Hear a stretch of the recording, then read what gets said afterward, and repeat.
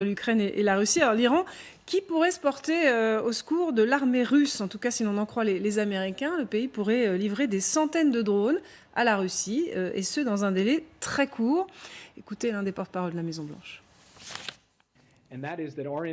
Nos informations indiquent que le gouvernement iranien se prépare à fournir à la Russie jusqu'à plusieurs centaines de drones, dont des appareils de combat, dans un délai très court. Ces informations indiquent aussi que l'Iran se prépare à former les forces russes à l'utilisation de ces drones et les premières séances de formation débuteront début juillet.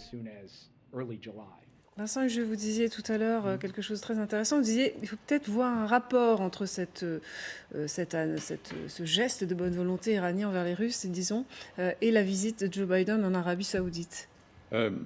Tout est lié, sans sombrer dans les fantasmes complotistes. L'Iran a un objectif prioritaire, être traité avec les égards dus à une superpuissance régionale, voire mondiale. Elle a une priorité qui est le nucléaire. Alors officiellement, le nucléaire civil, mais avec sans doute un calcul plus ou moins caché, d'avoir au moins la possibilité de ce qu'on appelle un pays du seuil, c'est-à-dire un pays qui dispose de suffisamment d'éléments pour, à l'instant T et le moment venu, assembler ce qui va faire une charge atomique de nature militaire. Et puis, il y a un troisième facteur qui joue, et c'est là où Biden survient, c'est la rivalité régionale en termes de magistère musulman avec l'Arabie saoudite, et notamment le front yéménite, où vous avez l'Arabie saoudite qui mène une coalition, d'ailleurs en vain depuis des années, et Téhéran qui aide donc les rebelles houthis, qui relève d'une branche un peu dissidente du chiisme, donc de ce qui prévaut dans la théocratie iranienne. Et donc là aussi, on est un peu sur le même modèle que le modèle turc. C'est-à-dire qu'on joue avec tous les instruments de l'orchestre pour faire en sorte de faire avancer son propre agenda. Autrement dit, je prends un exemple. On se sert de l'Ukraine pour faire avancer sa cause. Bien sûr, l'Ukraine est devenue une variable d'ajustement de calcul géopolitique bien supérieure. Imaginons par exemple qu'on trouve un accord pour remettre à flot le compromis nucléaire de Vienne, 2015, dénoncé par Trump en 2018. Levée des sanctions américaines, le pétrole iranien revient sur le marché. Pression à la baisse sur les cours. Qui y a intérêt, qui n'y a pas intérêt? Que fait Biden quand il réhabilite, Macron l'a fait avant lui, Mohammed Ben Salman, le prince héritier saoudien, celui qui a ordonné l'équarrissage à la disqueuse d'un éditorialiste dissident dans l'enceinte du consulat d'Arabie Saoudite. Où ça, tiens, à Istanbul, en Turquie. Bon. Eh bien, il va... Des grosses opérations à la clé d'Erdogan sur cette enquête, notamment. Absolument. Il va à Canossa, donc il va en Arabie Saoudite pour implorer les Saoudiens d'accroître significativement la production de ce qu'on appelle l'OPEP+, c'est-à-dire les pays de l'organisation pétrolière, plus une dizaine de pays qui ne sont pas membres et qui sont associés, dont la Russie. Mais s'il obtient ça, ça ne sera pas gratis pro deo. Il y aura en contrepartie d'abord la réhabilitation et donc encore une fois, si vous prenez simplement une inconnue de l'équation, il y a plein de choses qui vous échappent. C'est incompréhensible, c'est incohérent, etc.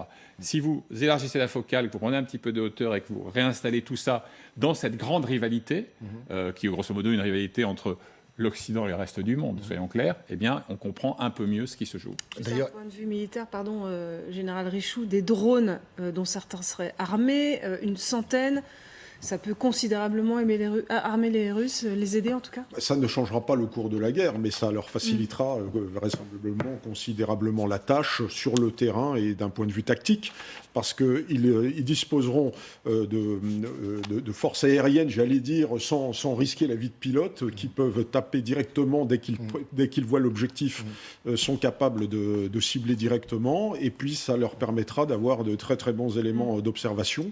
Et donc, c'est un avantage tactique considérable. Dire que ça changera le cours de la guerre, c'est certainement pas une centaine ou quelques centaines de drones qui leur permettront de vaincre l'armée ukrainienne.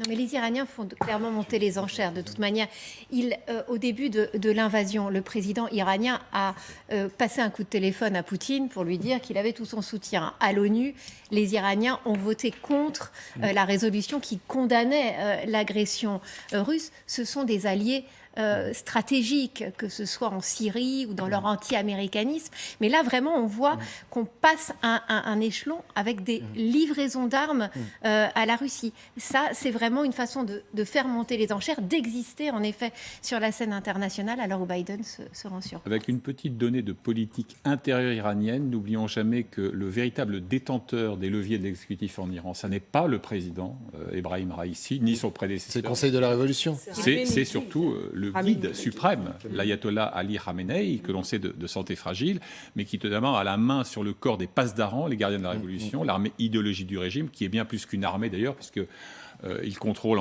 selon les estimations, entre 30 et 50% de l'économie iranienne. Et donc il y a aussi un enjeu de purisme révolutionnaire à l'intérieur du théâtre iranien.